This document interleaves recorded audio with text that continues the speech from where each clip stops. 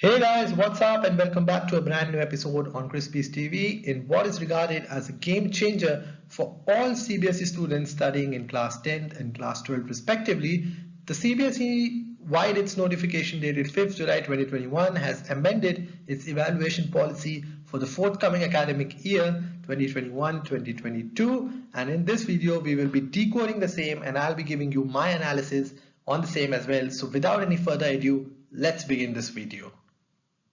So the main idea / objective behind the adoption of the aforesaid evaluation policy is pretty much self-explanatory, as we all know that the previous academic year's board examinations were declared redundant, and this, coupled with an absence of an alternate evaluation criteria, put the futures of a vast majority of school students at a risk. Further, this also necessitated deliberations over alternate ways to look at the learning objectives as well as the conduct of the board examinations for the forthcoming academic years, and hence it became incumbent upon CBSE as well as the stakeholders to devise a policy which would serve the better interests of the student community as a whole in our country, and hence these rules came into being. Okay, so now let's analyze / break down this code point by point.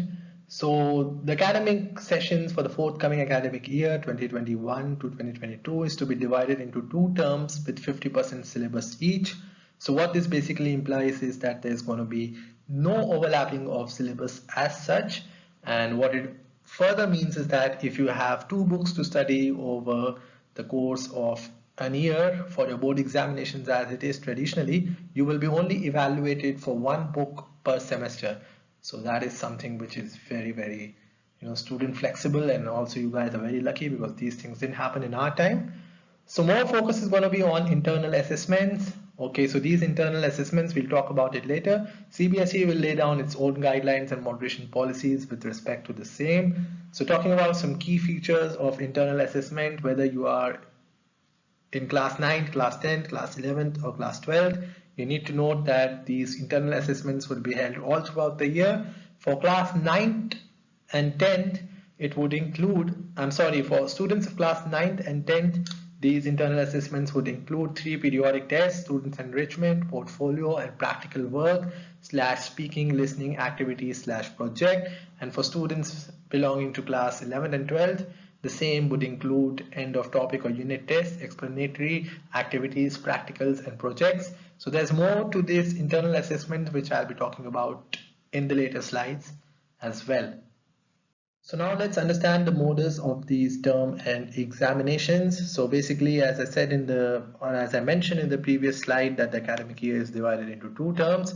So first, let's talk about the term 1 examinations. They are going to be conducted anytime between November to December 2021, and it is again going to cover 50% of the entire syllabus as I previously mentioned.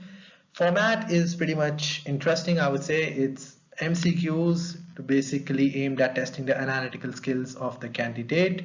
The duration is 90 minutes and it is pertinent to note and note it down very seriously. Listen to this point seriously, very seriously, I would say, that marks of the term 1 examination will contribute to the final overall score of the students. However, CBSE has played pretty smart here and they have not really mentioned the exact amount is going to be contributing towards the overall final score of yours. So moving on to term 2 examinations, this is basically your serious examination. Let's say this is going to be the one which make or break your option choices for the future. So these are going to be conducted anytime between March and April, and it is going to be covering the remaining 50% of your syllabus.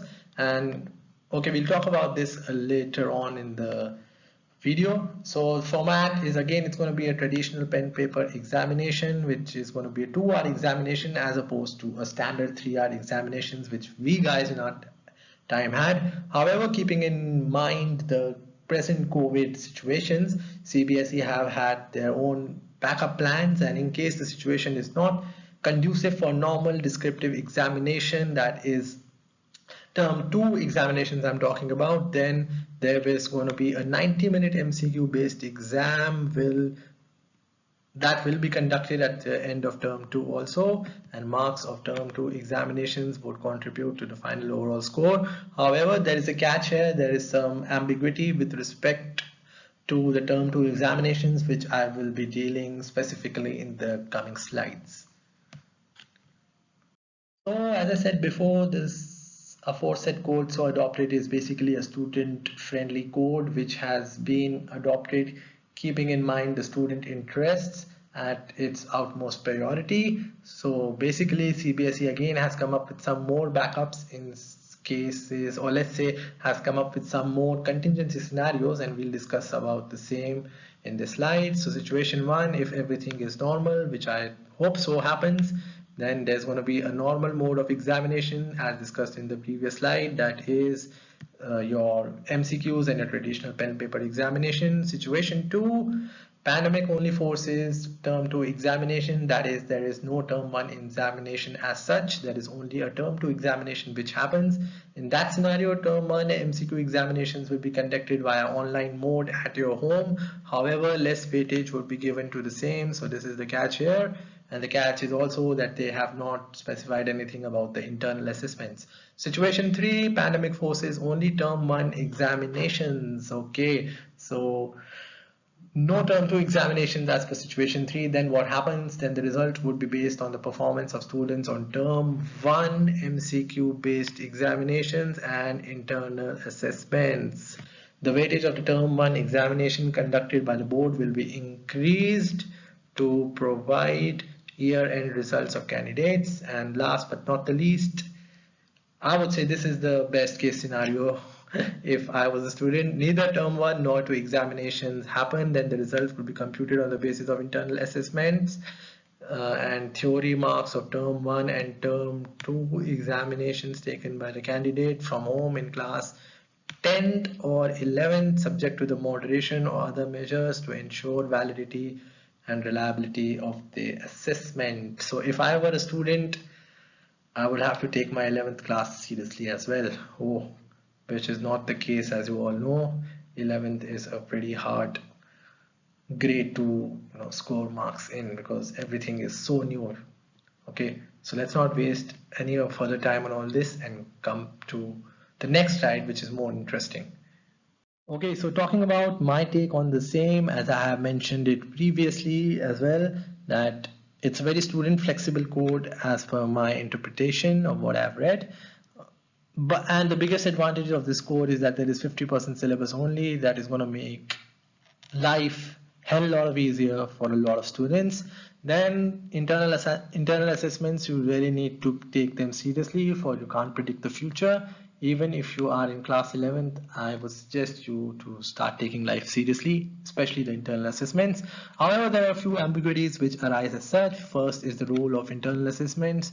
Questions need to be addressed, and policies adopted by the CBSE should be aimed at making the evaluation much more transparent, because we all know that whenever our school evaluates our examination sheets, etc., there is a certain degree of biasness which might arise. So here a solution might be that a moderator be there and evaluate the same.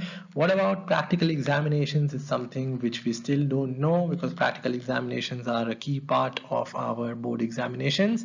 And how can you have another question as I've written down here is that how can you have conceptual MCQs for subjects like liberal arts and physical education? Can't practical suffice for term 1 examinations in such subjects?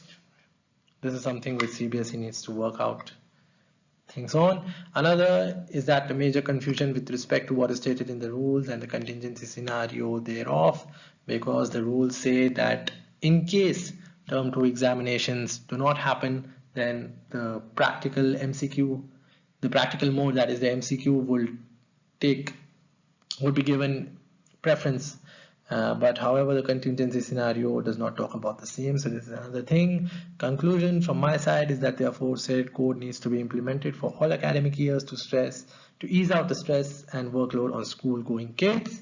And last but not the least, thank you. Don't forget to like, share and comment on the video. Subscribe to this channel, because a lot of you don't do that, and each subscriber is a motivation for me. And yeah, see you guys soon. Bye and take care. And do study as well.